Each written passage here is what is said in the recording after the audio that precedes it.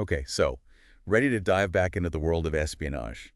You know, the spy games and the intrigue. Always fascinating. It might surprise you that it never really went away. Oh, it's alive and well, playing out right under our noses. Exactly.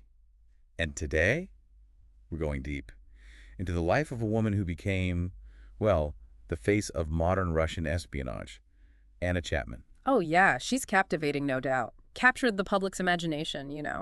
Young, glamorous, operating in the heart of it all, London, New York. But it's more nuanced than the honey trap headlines, right? Way more. This deep dive, we're going beyond the surface. We've got articles, biographies, even court documents painting a much more complete picture. It's fascinating. Her story unfolds against this backdrop of a changing world, right? The fall of the Soviet Union, globalization, new kinds of espionage. Less about stealing secrets, more about influence, Right. manipulation. Okay, so set the scene for us. Yeah. Early 2000s, London's awash in Russian money influence oligarchs.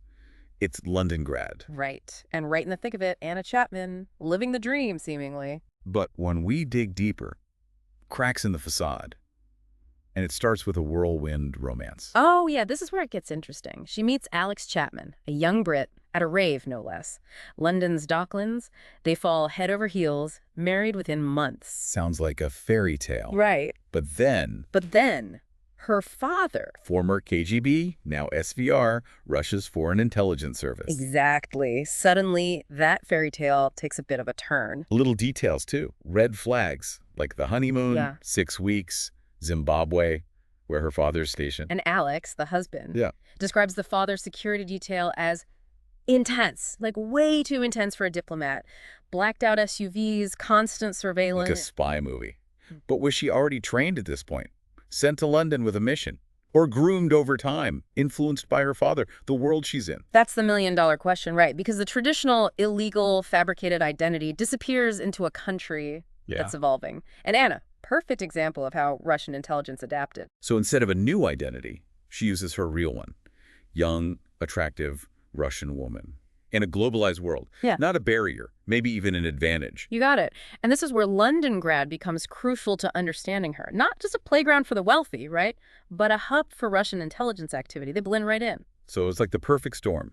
Anna, connections to intelligence, arrives in a city becoming a hotbed of Russian activity, both legitimate and not. Precisely. And it's in this environment she transforms, sheds the old life, embraces this new circle of wealthy, influential Russians, dives headfirst into Londongrad. I'm looking at this article here. It describes her at these high society parties, oligarchs, even close to Boris Berezovsky, powerful figure, fallen out with Putin. Berezovsky, key figure, that one. Vocal critic of Putin. His presence in London, along with other dissidents, exiles, makes it a prime target. And Anna, drawn to this world of power and intrigue. It makes you wonder.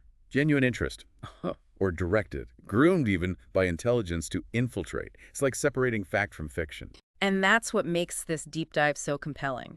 Not just Anna's life, but Russian espionage itself, evolving, not just stealing secrets anymore. Its influence, understanding, exploiting vulnerabilities, undermining your adversary from within. So we've got this young woman, potentially connected to intelligence, operating in Londongrad. But her story doesn't end there. Oh no, this is just the beginning. London was just the first chapter. Because late 2000s, she sets her sights on an even bigger stage, America. And she's about to walk right into the FBI's crosshairs. You could say that. So last time we left Anna, she was leaving Londongrad behind, heading for the bright lights of New York City. Late 2000s, that American dream still felt, attainable. And Anna, ambitious no doubt, arrives in New York ready to make it big. But instead of, say, modeling or fashion, she launches a property business, catering to wealthy Russians, investing in American real estate. Savvy on the surface, tapping into a market, language skills, those Russian connections. But knowing what we know now? Hard not to see it as a cover, right? Blend in, build a network, access to information.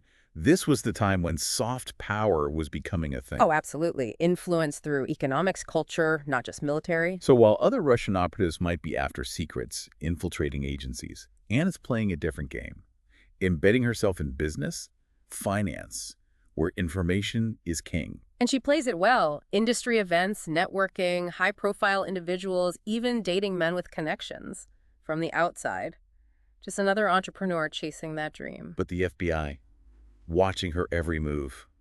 Like a spy thriller. Oh, they'd been tracking Russian intelligence in the U.S. for years, especially after Litvinenko in London really put the spotlight on the Kremlin's willingness to operate abroad. And they knew about Anna from Yeah. London. So she pops up in New York. They're ready. Surveillance, wiretaps, the whole 9 yards, trying to figure out her game. It's amazing the resources involved in something like this. We see those movie scenes, briefcases, and dark alleys. Reality's much more meticulous, slow, gathering evidence, building the case. Counterintelligence, a long game. You got it. Patience, strategy, knowing your opponent's playing at a high level. And with Anna, new breed of spy, not after documents, secrets. More subtle, insidious information, relationships, understanding the levers of power in America, mapping the networks, vulnerabilities, how to exploit them. Precisely. And that's the danger. Yeah. Not sabotage, espionage. It's understanding how systems work, the key players, influencing events to your advantage. Espionage in the 21st century. Less about secrets, more about shaping perceptions, manipulating narratives. It's a different kind of warfare, harder to detect, harder to counter. And Anna wasn't alone, remember? Part of a larger network. Russian operatives, all undercover, seemingly normal lives, but working for the Kremlin. Wait, others like her. Different sectors, different roles. Oh yeah, this was real. 2010, FBI rolls up 10 Russian illegals undercover in the U.S. for years. Massive operation. Operation Ghost Stories sent shockwaves through the intelligence world. 10 deep cover spies. Gathering information, building those networks. How did they keep tabs on them all for so long? Incredibly complex. Resources, patience, understanding Russian tradecraft. They'd been building the case for years. Movements, communications, finances. Like a giant puzzle. The long game, waiting for the right moment. But what was the trigger? What led to the arrests? Good question. Still debated, even now. Some say the FBI acted too soon, more intelligence to be gathered. Others, the risks were too high. Illegals, getting too close to sensitive stuff. Potential damage outweighed the benefits. Last we left off, the FBI was closing in on those illegals, including Anna. Years of work. They were ready to pounce. It was like something out of a movie. June 2010, coordinated operation, arrests in cities all over, made headlines, shook up the intelligence world. I bet. Real-life spying right here in America. Oh yeah, huge story. And as we've talked about, Anna, with her youth, her looks, that social circle, she became the poster child for it all. Funny how those old Cold War tropes stick around, right? Femme fatale, Yeah. booty trap. It's the spy genre, never gets old. But as we've seen, Anna's story is way more complex. Not some seductress stealing secrets. It was about those relationships, information, shaping how people saw things. Operating in that gray area between classic espionage and something, well, more insidious. You got it. And that's what makes this case so important, even now, because espionage is changing. It's not just about stealing anymore. It's about narratives, manipulation, influencing how decisions get made. So what happened to Anna after the arrest? Trial, prison. Here's the twist. No drawn-out legal battle. U.S. and Russia, they quickly agreed to a swap. A swap. Yep, those 10 illegals for 4 people convicted of spying for the West. Feels very Cold War, right? Something out of the history books. July 2010, weeks after her arrest, Anna's on a plane back to Moscow with the others. How'd Russia react? Hero? Traitor? Nix, really. Government. Oh, she was a victim, targeted unfairly. Some saw her as a skilled operative, caught in the geopolitical game. Others questioned her loyalty, whether she was used by forces beyond her control. Must have been a wild shift. From London, New York high life, back to Russia, all that uncertainty. No doubt. But Anna, she's resourceful, adapted.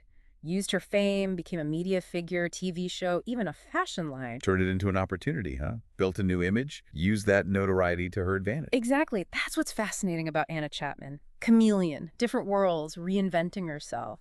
Product of her time, you could say. Intelligence, ambition, a bit of opportunism, too. Her story shows us espionage, it's rarely black and white. Moral gray areas, people caught in bigger forces. But it's still happening, even with cyber threats, information warfare, understanding how it's changed, how it's used. It's vital for intelligence, influence, shaping events.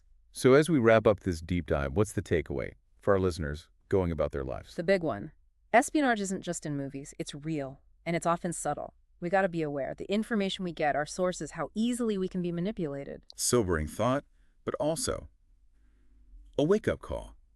Be informed. Stay sharp. Think critically. It's a complex world out there, and truth and deception, they're not always easy to tell apart. Well said. And that's what the deep dive is all about. Exploring those complexities, shining a light on the forces at work, giving you, the listeners, the knowledge to make informed choices. Thanks for joining us on this journey into Anna Chapman's world. We'll be back next week with another fascinating deep dive, one that'll challenge your assumptions and broaden your understanding of the world. Until then, stay curious and stay informed.